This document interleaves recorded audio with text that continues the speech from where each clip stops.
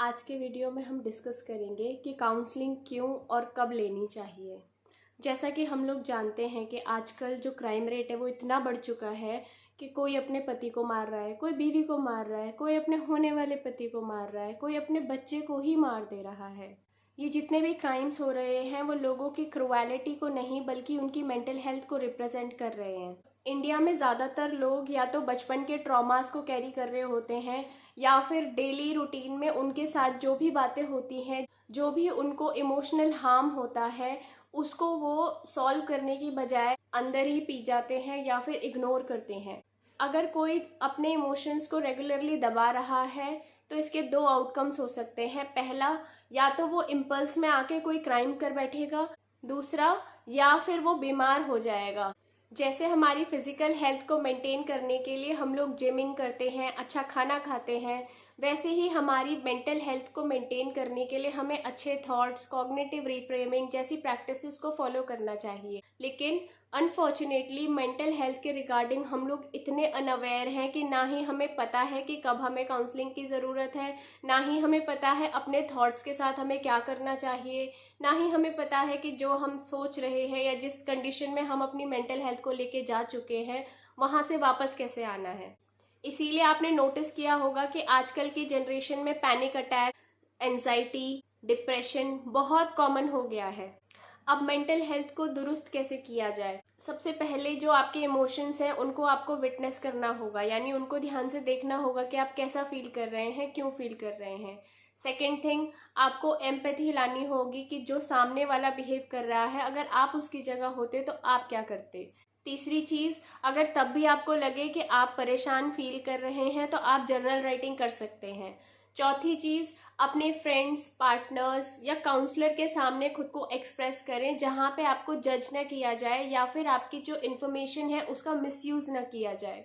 पांचवी चीज, अपने डिसीजंस धीरे धीरे खुद लेना शुरू करें, क्योंकि जैसे जिमिंग करके हम धीरे धीरे अपनी बॉडी का स्टेमिना बढ़ाते हैं, वैसे ही जब हम अपने फैसले खुद लेते हैं तब हमारी मेंटल स्ट्रेंथ बढ़ती है और आपका कॉन्फिडेंस बूस्ट होता है, आपकी पर्सनालिटी में शिफ्ट आता है जो कि चेंज फॉर गुड होता है। नेक्स्ट, आप जिस तरीके का कंटेंट कंज्यूम करेंगे, जिस तरीके की आपकी संगत होगी यानी आपकी कंपनी होगी, उसी हिसाब से आपकी पर्सनालिटी डेवलप करेगी और जो आपकी ब्रेन की न्यूरोप्लास्टिसिटी है वो भी उस तरीके से डेवलप करेगी। इसीलिए मैं आप सभी से रिक्वेस्ट करूंगी कि आपको अपना कंटेंट और अपनी कंपनी वाइजली चूज करनी चाहिए।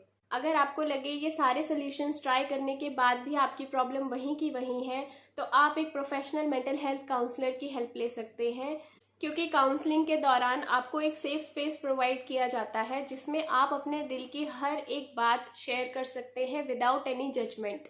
प्लस आपकी जो भी इंफॉर्मेशन होती है वो आपके और काउंसलर के बीच ही रहती है।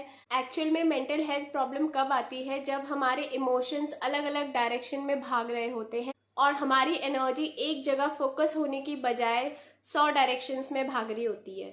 तो एक मेंटल हेल्थ काउंसलर आपकी फैली हुई एनर्जी को इकट्ठा करता है, आपके थॉट्स को रीफ्रेम करता है, उनको पॉजिटिव डायरेक्शन की तरफ मोड़ता है और आपकी एनर्जी को चैनलाइज करता है। इसको आप एक नदी के एग्जाम्पल से समझ सकते हैं। इमेजिन कीजिए कि एक नदी बहती हुई आ रही है, उसका रास्ता बना हुआ है, तो जब वो बहना शुरू होगी हिमालय से तो वो जिस रास्ते जाएगी वहां पे वो समृद्धि फैलाती हुई अपने गोल तक पहुंचेगी, यानी सागर तक पहुंच जाएगी, अगर उसकी एनर्जी और पानी चैनलाइज है तो। लेकिन वहीं इमेजिन कीजिए कि नदी बहनी शुरू हुई हिमालय से, लेकिन आगे जाके सिर्फ ग्राउंड है और वो वहीं बहती चली जा रही है उस ग्राउंड में। इस कंडीशन में नदी का जो रास्ता है वो है ही नहीं, प्लस ग्राउंड में बहने की वजह से वहां पे सिर्फ कीचड़ होगा। तो आपकी एनर्जी और आपके थॉट्स भी इसी तरीके से आपकी लाइफ को कैरी करते हैं। अगर आपके थॉट्स, आपके ट्रॉमास आपकी एनर्जी को डायरेक्शन ना देने की बजाय उनको फैला रहे हैं, डिस्ट्रैक्ट कर रहे हैं, तो आपकी लाइफ में आपको पजल्ड पर्सनालिटी के अलावा कुछ और हाथ नहीं लगेगा।